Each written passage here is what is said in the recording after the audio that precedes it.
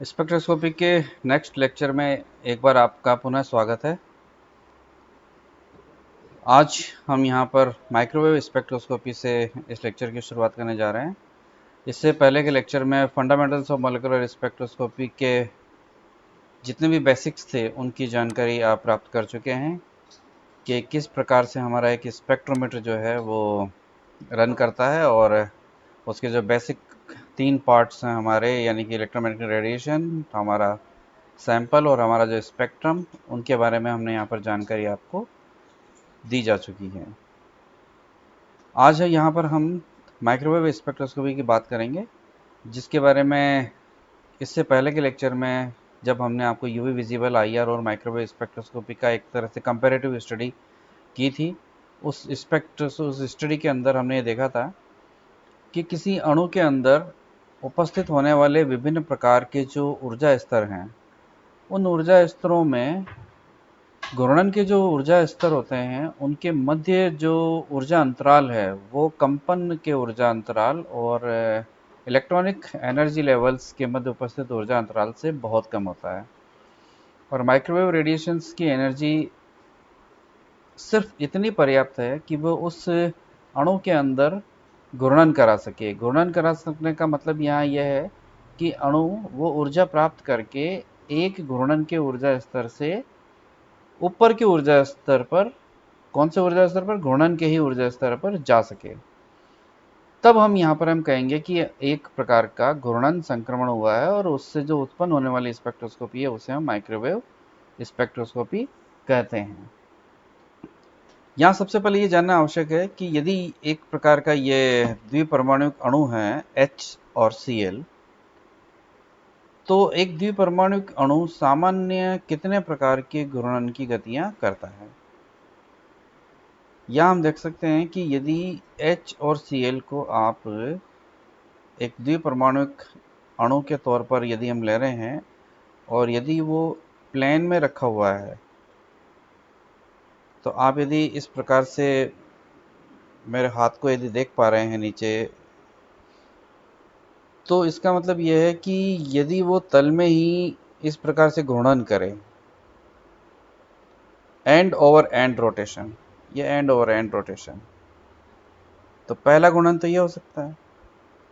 दूसरा घूर्णन जो दे रखा है यहाँ पर वो ये दे रखा है कि उसकी बंद अक्ष के सापेक्ष, यानी कि यदि ये HCl है तो वो अपने बंद अक्ष के सापेक्ष घूर्णन करे, बंद अक्ष के सापेक्ष।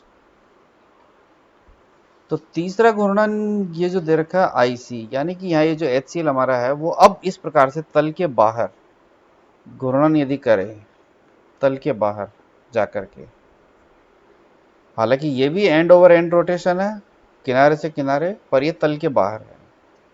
तो कुल मिलाकर के एक अणु 3 प्रकार से मुख्य प्रकार की घूर्णन की गतियां कर सकता है: बंद अक्ष के सापेक्ष through the bond axis, end over end rotation in plane, और end over end rotation out of plane. तो ये तीनों प्रकार की गतियों को यहाँ पर इंकित करके बताया हुआ है। महत्वपूर्ण यह है कि किसी द्विपरमाणुक अणु के लिए ये जो end over end rotation in plane है या end over end rotation out of plane है, वो एक ही प्रकार से कार्य करता है, यानी कि समान है। अर्थात इनसे होने वाला जो परिवर्तन है, मोमेंट ऑफ इनर्शिया, यानी कि इनसे जो एसोसिएटेड जड़त्व आघूर्ण है, जो कि IB और IC से अंकित कर रखे हैं, एक समान होते हैं। यहाँ पर यह महत्वपूर्ण और है कि बंद अक्ष के सापेक्ष होने वाले जड़त्व आघूर्ण को IA से इंगित किया गया है, end over end in plane को इंगित किया है IB से, तो end over end rotation out of plane वाले जड़त्व आघूर्ण को इंगित किया गया IC से। किसी रेखीय द्विपरमाणुक अणु के लिए IB और IC चूंकि समान प्रकार के रोटेशन है, इसीलिए IB और IC को एक ही प्रकार का जड़त्व आघूर्ण हम मान सकते हैं।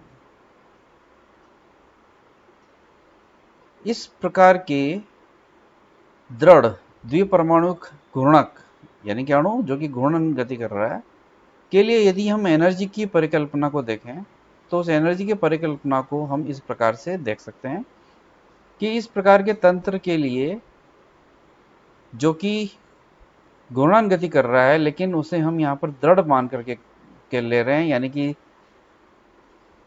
12th के अंदर जब हम फिजिक्स के अंदर पढ़ा करते थे रिजिड पार्टिकल, वहाँ से संबंधित ये सब गतियाँ हैं। तो इस प्रकार हम देखते हैं कि इस गति करने वाले तंत्र के लिए या अणु के लिए जड़ता गुण को हम लिख सकते हैं I बराबर म्यू आर स्क्वायर, जहाँ पर म्यू उसका सामान्य द्रव्यमान है। जैसे हम m1 m2 divided by m1 plus m2 से इंगित करते हैं। m1 पहले परमाणु का द्रव्यमान है, तो m2 दूसरे परमाणु का द्रव्यमान है। ये बिंदु इनका गुरुत्व केंद्र है। इस गुरुत्व केंद्र से m1 के नाभिक केंद्र के मध्य की दूरी r1, तो इस गुरुत्व केंद्र से m2 के नाभिक के केंद्र के मध्य दूरी r2। तो दोनों के अंतर नाभिकीय दूरी जो है वो r कहलाएगी, इंटरन्यूक्लियर डिस्टेंस, जो कि एक प्रकार से इनके मध्य की बंध दूरी को भी व्यक्त करता है। ऐसे घूर्णन गति करने वाले तंत्र के लिए कोणीय संवेग का मान होता है L बराबर आई ओमेगा, जहां ओमेगा उसकी एंगुलर वेलोसिटी है, यानी कि कोणीय वेग कहलाता है। महत्वपूर्ण यह है कि जो एंगुलर मोमेंटम है, यानी कि जो कोणीय संवेग है, वो क्वांटाइज्ड होता है, क्वांटीकृत होता है, और उसे हम व्यक्त करते हैं L बराबर under root J plus one cross H. इस क्रॉस एच का मतलब होता है h बाई टू पाई, जिसे कि हम एटॉमिक यूनिट के नाम से जानते हैं। यानी कि 1 atomic unit is equal to h by two pi, जहाँ पर h प्लांक नियतांक है। यहाँ पर j है घूर्णन क्वांटम संख्या, जो कि j बराबर 0 1 2 3 4 से इंगित की जाती है। ये j जो है हमारा, यही हमारे अणु में उपस्थित होने वाले घूर्णन के ऊर्जा स्तर होते हैं। जो कोणीय संवेग है, वो कोणीय संवेग इस समीकरण के द्वारा उस अणु की घूर्णन ऊर्जा से निम्न प्रकार से संबंध रखता है। यानी कि इस प्रकार से घूर्णन गति करने वाले कण की जो या तंत्र की जो ऊर्जा है, वो दी जाती है Ej बराबर 1/2 आई ओमेगा स्क्वायर से। यहाँ पर यदि ऊपर आई और नीचे आई का मल्टीप्लिकेशन कर दें, तो ये कन्वर्ट हो जाता है हमारा L स्क्वायर अपॉन 2i में। और यदि हम यहाँ पर L की वैल्यू रख दें, यदि हम यहाँ पर ये L की वैल्यू रख दें, L की वैल्यू है under root J plus one H by two pi, तो L स्क्वायर होने पर रूट हट जाएगा और ये H square upon 4 pi square में परिवर्तित हो जाएगा। तो ये देख सकते हो आप, यहाँ पर रूट हट गया, जे प्लस वन, और ये H square upon 4 pi square आ गया, और ये 2i यहाँ पर ऑलरेडी ये यहाँ पर उपस्थित है। ये 2i यहाँ पर ऑलरेडी उपस्थित है। तो इस प्रकार से ये इक्वेशन कन्वर्ट हो गई J plus one H square upon 8 pi square I में। तो ये जो ऊर्जा प्राप्त होती है, ये ऊर्जा E बराबर J plus one H square upon 8 pi square I, जो कि जूल में प्राप्त होती है, ये हमारे किसी घूर्णन गति करने वाले अणु में उपस्थित उसके घूर्णन ऊर्जा स्तरों से संबंध रखने वाली ऊर्जा है।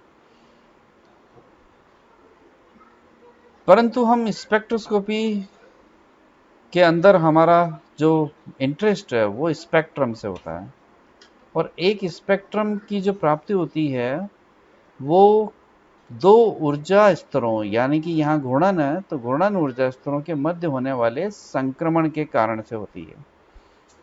अर्थात हमें यहाँ पर दो ऊर्जा स्तरों के मध्य ऊर्जा अंतर पर ध्यान रखना है। तो यदि हम इसे देखें तो डेल्टा Ej बराबर, यानी कि दो ऊर्जा स्तरों के बीच ऊर्जा अंतराल बराबर एच न्यू, जहाँ न्यू यदि आवृत्ति है तो वो कन्वर्ट होती है सी बाई लेमड़ा में, और 1/λ इक्वल होता है बार न्यू,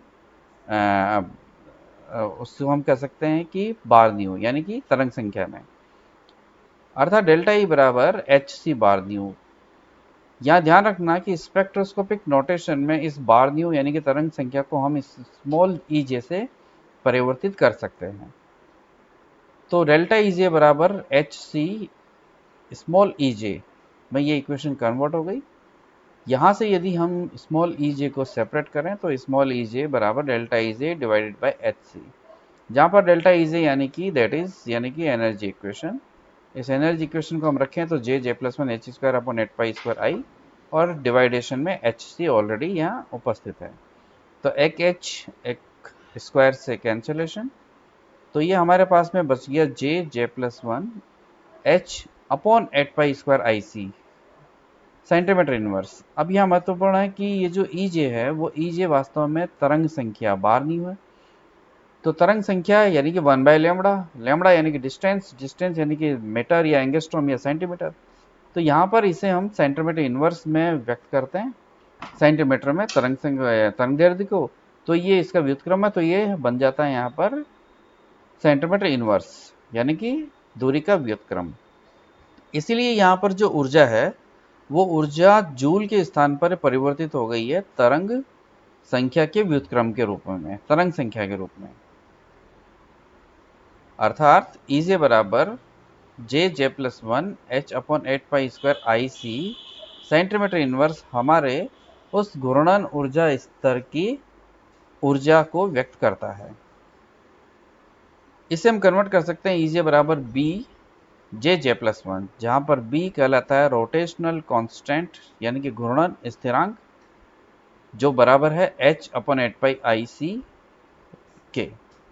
चूंकि h प्लांक नियतांक है, 8 नियतांक है, पाई नियतांक है, I यानी कि μr², जो कि उस अणु के लिए जो कि हम ले रहे हैं द्विपरमाणुक अणु, उसके लिए म्यू सामान्य द्रव्यमान स्थिरांक है और उन दोनों के मध्य की जो अंतर्नाभिकीय दूरी वो स्थिरांक है, और c प्रकाश का वेग स्थिरांक है। इसीलिए ये जो पूरा फैक्टर है h अपॉन 8π² IC एक स्थिरांक का कार्य करता है और उसे हम यहाँ पर b से व्यक्त करते हैं, जिसे कि घूर्णन स्थिरांक कहते हैं। तो ये समीकरण हमारी कन्वर्ट हो जाती है EJ बराबर B J+1 सेंटीमीटर इनवर्स में।